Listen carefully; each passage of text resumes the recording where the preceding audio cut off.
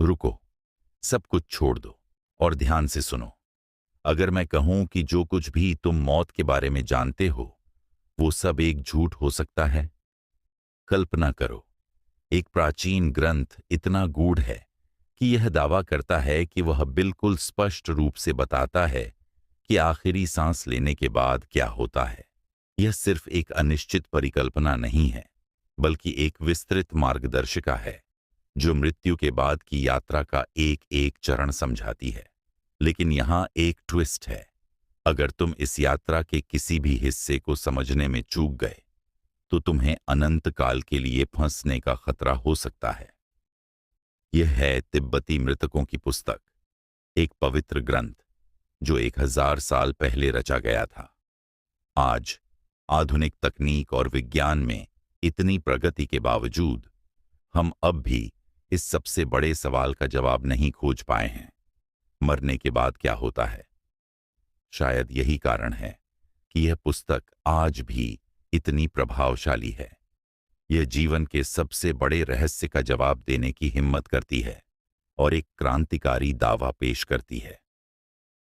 चेतना शरीर के मरने के साथ समाप्त नहीं होती, बल्कि यह एक अनदेखी यात्रा पर निकल जाती है। एक ऐसी यात्रा जो मुक्ति या पुनर्जन्म का मार्ग खोल सकती है। अब यहां से चीजें और भी रोमांचक हो जाती हैं। इस प्राचीन ग्रंथ में वर्णित अनुभव आधुनिक काल में हुई निकट मृत्यु अनुभूतियों से लगभग पूरी तरह मेल खाते हैं। कई लोग जो मृत्यु के करीब पहुंचे और वापस लौटे, वे बताते हैं कि उन्होंने एक तेज चमकदार रोशनी देखी, आध्यात्मिक प्राणियों से मुलाकात की, या उन्होंने एक असीम शांति का अनुभव किया। क्या यह सिर्फ संयोग है या फिर हम वास्तव में एक गहरी सच्चाई की झलक देख रहे हैं? चेतना के वास्तविक स्वरूप को कल्पना करो। अगर इस प्राचीन ज्ञान का अध्ययन करने से हमें हमारे मन, हमारी चेतना और हमारे अस्तित्व की वास्तविकता को समझने में मदद मिले, तो अगर हम प्राचीन आध्यात्मिक शिक्षाओं को आधुनिक वैज्ञानिक खोजों से जोड़ें, तो शायद हम उन गहरे रहस्यों को उजागर कर सकें जो हमारी समझ से परे हैं, जीवन, मृत्यु और वास्तविकता के बारे में। लेकिन असली रहस्य यह है कि तिब्बती मृतकों की पुस्तक सिर्फ मृत्यु का वर्णन करने के लिए नहीं है, बल्कि यह हमें जीवन के बारे में सिखाने के लिए भी है। यह हमें चुनौती देती है कि हम मृत्यु का सामना करें, यह समझें कि सब कुछ अस्थायी है और इसी ज्ञान के साथ जीवन को उद्देश्यपूर्ण, स्पष्टता और करुणा के साथ जिएं। बर्दो का रहस्य। इस ग्रंथ का मूल विचार है बर्दो। तिब्बती बौद्ध धर्म में बर्दो केवल मृत्यु और पुनर्जन्म के बीच की स्थिति नहीं है, बल्कि यह हर वह स्थिति है जहां पुराना नष्ट हो जाता है और नया जन्म लेने के लिए द्वार खुलता है। जरा सोचो, तुम्हारी जिंदगी में कितनी बार ऐसा हुआ है कि तुम एक मोड़ पर खड़े रहे हो, ना पीछे लौट सकते थे, ना आगे का रास्ता साफ दिख रहा था। वो समय जब तुम्हें अपने भविष्य का कोई अंदाजा नहीं था, जब जीवन अनिश्चित था। वही हैं बर्दो। 3 प्रमुख बर्दो। तिब्बती मृतकों की पुस्तक 3 प्रमुख बर्दों का वर्णन करती है, जो मृत्यु के बाद चेतना के चरणों को दर्शाते हैं। 1, पहला बर्दो, मृत्यु के क्षण का बर्दो। इसे अंत मत समझो, बल्कि इसे अत्यधिक चमकदार जागरूकता का क्षण समझो, जहां अस्तित्व के सबसे गहरे सत्य उजागर होते हैं। 2, दूसरा बर्दो, दृष्टियों का बर्दो। कल्पना करो कि तुम एक दिव्य दृश्य में हो। शांतिदायक और भयावह छवियां तुम्हारे चारों ओर घूम रही हैं।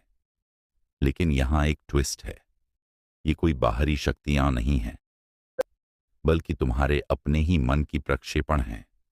तुम्हारे गहरे भय, छुपी इच्छाएं और अधूरी भावनाएं। तीसरा बर्दो, पुनर्जन्म का बर्दो। तुम्हारी चेतना, पूर्ण रूप से नग्न और बिना किसी आवरण के एक नए जीवन के कगार पर खड़ी होती है। हर विचार, हर इच्छा तुम्हारे अगले जन्म की नींव रखती है। और यहां एक आश्चर्यजनक सच्चाई छुपी है। तुम्हें इस बदलाव का अनुभव करने के लिए मरने की जरूरत नहीं है। मृत्यु के क्षण में क्या होता है? कल्पना करो, तुम अपने जीवन के किनारे पर खड़े हो। तुम्हारे सामने एक प्रकाश है, इतना चमकदार, इतना समग्र कि यह अस्तित्व के सभी रहस्यों को समेटे हुए लगता है। तुम्हारे पीछे तुम्हारा जीवन धुंधला होता जा रहा है। यही है मृत्यु का क्षण। तिब्बती बौद्ध धर्म कहता है कि मृत्यु केवल एक शारीरिक प्रक्रिया नहीं है, यह एक दिव्य द्वार है जो मुक्ति या पुनर्जन्म की ओर ले जाता है। जैसे ही तुम्हारी अंतिम सांस निकलती है, तुम्हारी धड़कन धीमी पड़ती है, तुम्हारी इंद्रियां शांत हो जाती हैं, लेकिन तुम्हारी चेतना पहले से भी अधिक जीवंत हो जाती है। इसी क्षण को प्राचीन ग्रंथ स्पष्ट प्रकाश कहते हैं। अगर तुम इस प्रकाश को पहचान सकते हो, अगर तुम इसे अपने वास्तविक स्वरूप के रूप में देख सकते हो, तो तुम जन्म और मृत्यु के चक्र से मुक्त हो सकते हो। लेकिन यहां एक समस्या है, यह क्षण क्षणिक होता है। ज्यादातर लोगों के लिए यह अवसर एक स्वप्न की तरह फिसल जाता है। जिनका मन इस ज्ञान के लिए तैयार नहीं होता, वे इसे पहचान नहीं पाते, वे डर जाते हैं, और जैसे ही भय उत्पन्न होता है, यह प्रकाश उनसे दूर चला जाता है। दूसरा बर्दो, मन के दर्पण में झांकना। अगर तुम स्पष्ट प्रकाश को पहचानने से चूक गए, तो तुम्हारी यात्रा जारी रहती है। तुम एक ऐसे संसार में प्रवेश करते हो जहां तुम्हारे अपने मन के प्रतिबिंब जीवंत रूप लेते हैं। यहां तुम देवताओं और राक्षसों से घिर जाते हो, कुछ बेहद सुंदर और शांत, तो कुछ अत्यधिक डरावने। लेकिन ये सभी तुम्हारे ही मन की रचनाएं हैं। अगर तुम इन्हें अपनी चेतना के हिस्से के रूप में देख सकते हो, तो तुम मुक्त हो सकते हो।